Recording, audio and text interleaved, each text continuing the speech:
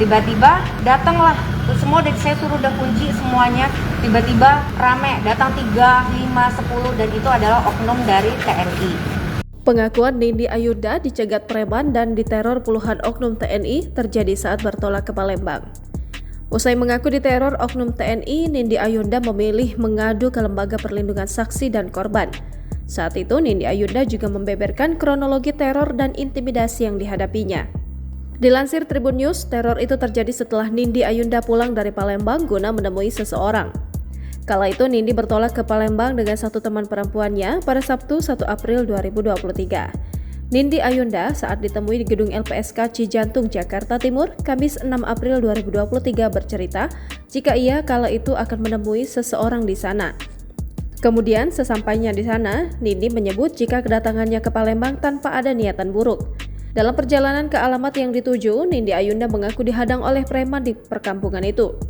Nindi membeberkan jika dihadang 10 preman yang kemudian mengintimidasinya, namun ia bersyukur bisa keluar dari perkampungan tersebut. Setibanya saya di sana, saya langsung ke rumahnya. Ternyata saya dihadang oleh 10 preman. 10 preman ini mengintimidasi saya, tapi alhamdulillah saya masih bisa keluar dari perkampungan tersebut. Mungkin teman-teman bisa tahu daerah Tangga Buntung di sana itu kan sangat serem ya di Palembang.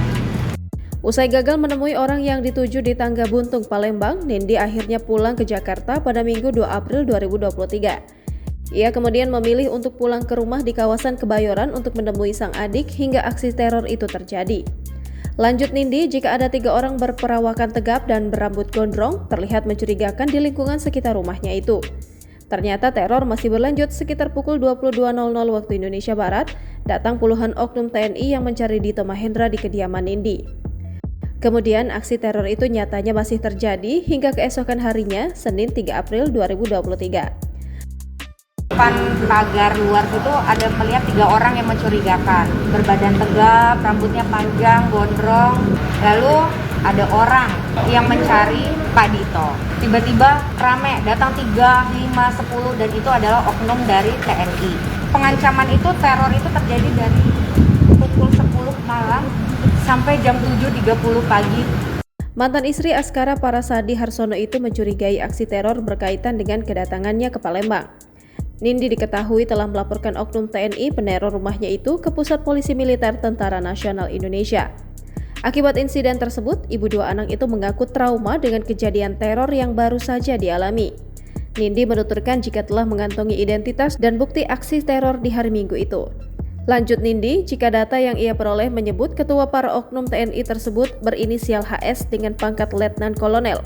Nindi juga menyebut jika ia memiliki foto-foto dan bukti saat terjadinya pengerusakan.